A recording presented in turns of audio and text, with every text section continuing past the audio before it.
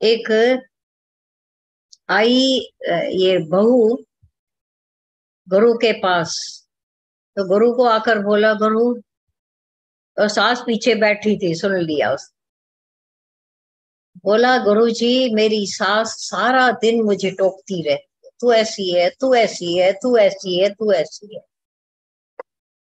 गुरु ने पूछा कितनी बार टोकती है? बोला ऐसे तो 1-2 बार टोकती है। बोला तुमने तो 10 बार अपने आप को टोक दिया।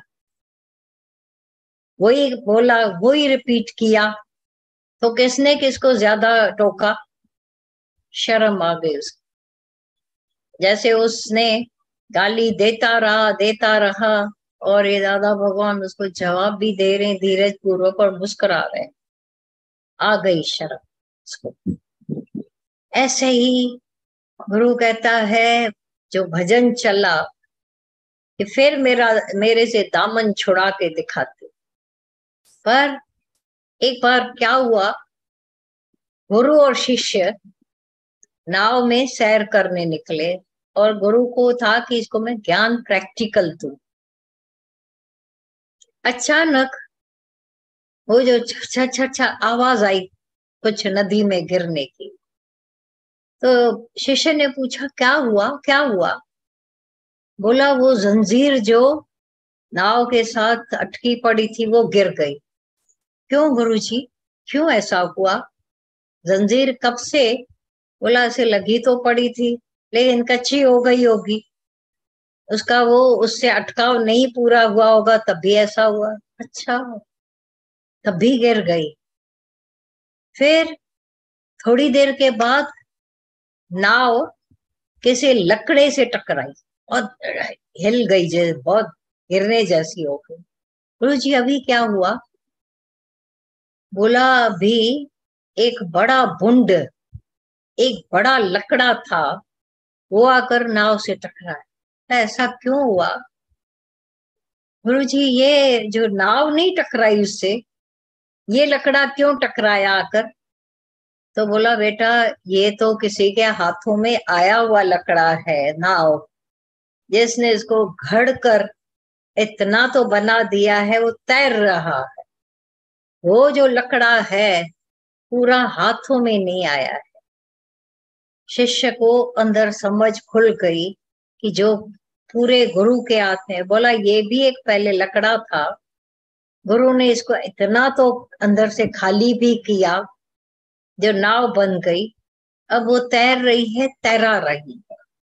लेकिन ये जो बुंड लकड़ा है, लठ बड़ा लकड़ा, वो तैरना तो थोड़ा बहुत अभी वो घूम रहा है पानी में, तैरा हुआ है, पर किसी और को तैरा नहीं सकेगा, हर एक से टकराएगा और उनका जो भी आगे बढ़ना वो रोकेगा।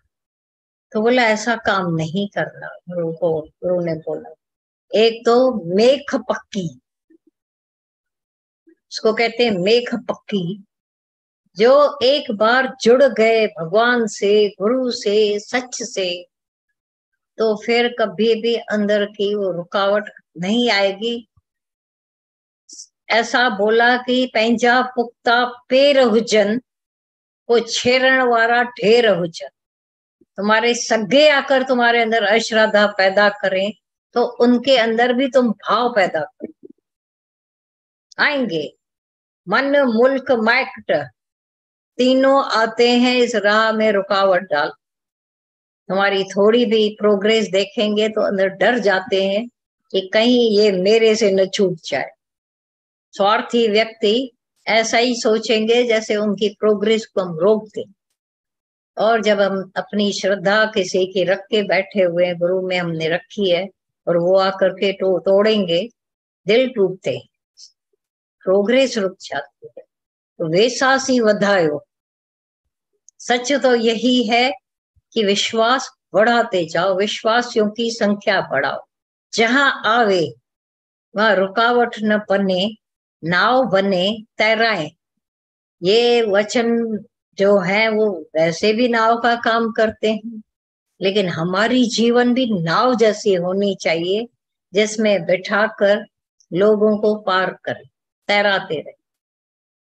नाव मिली जिसको जल अंदर, सो बाहों से नीर तरे ना तरे, फिर बाहों से नीर तरे न तरे, पर गुरु मिला, ज्ञान मिला, भगवान मिला, हमें भगवान से मिलाने वाला मिल जाता है।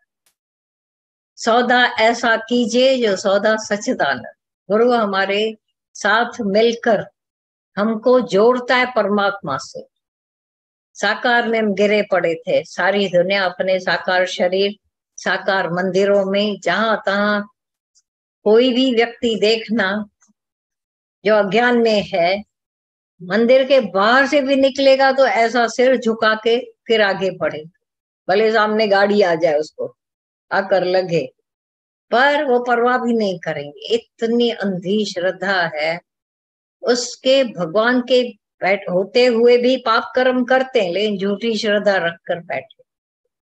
गुरु हमारा विवेक खोलता है, जो बहुत दुनिया में कमी थी विवेक की, वो गुरु जागृत करता है, क्योंकि बंद था विवेक।